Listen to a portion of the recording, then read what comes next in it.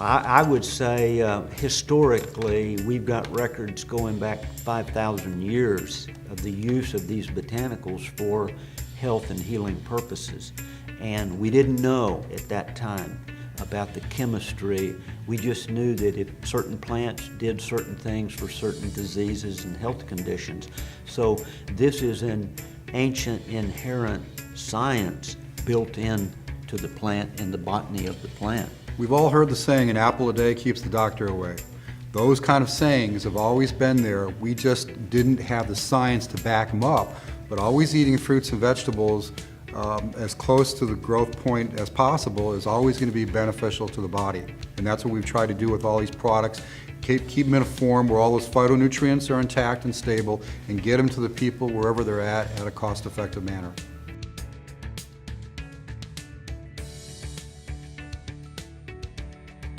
Phytochemical, phyto comes from plant, and obviously we're talking about molecular structures, so they're chemicals. These are very helpful chemicals, not detrimental chemicals.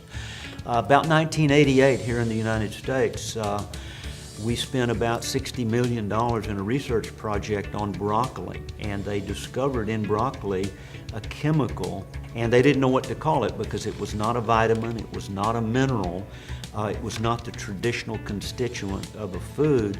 So it was a plant, broccoli, so they said it's phyto and it is a chemical, so they named it phytochemical, and sulforaphane was actually the name of that chemical.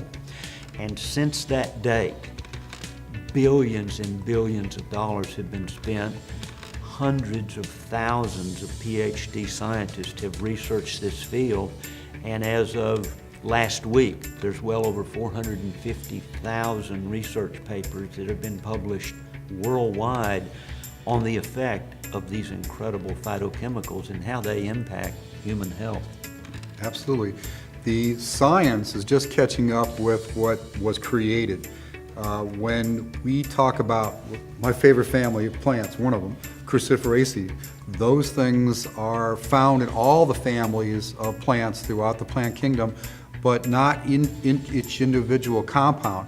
But the compound structures, the enzymes, the proteins, the amino acids are so phenomenal in their structure that they can build themselves back up. I mean, the keystone, the enzyme, creates a key that puts the protein, the amino acids, puts the proteins together, and it's a phenomenal Lego set, almost, that creates this molecules that make our body function in its everyday usefulness. It's just phenomenal.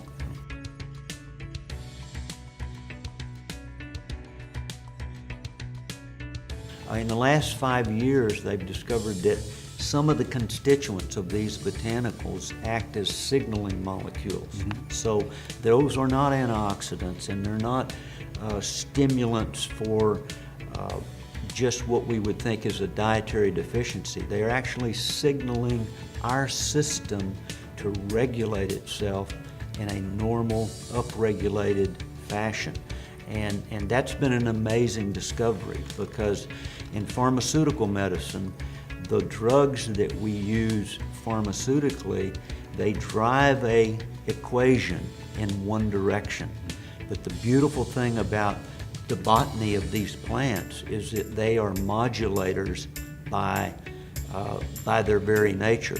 So if your body is overregulated, they have the ability to bring that function back down.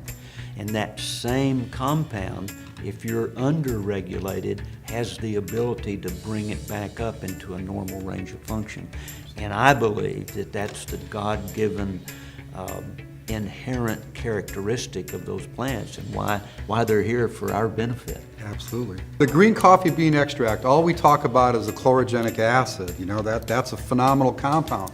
But the whole process that goes around it, the buffers that go with it, we don't have the science even to figure out what they are. But all those buffers do other regulatory functions that we will always and continuously discover as time goes on.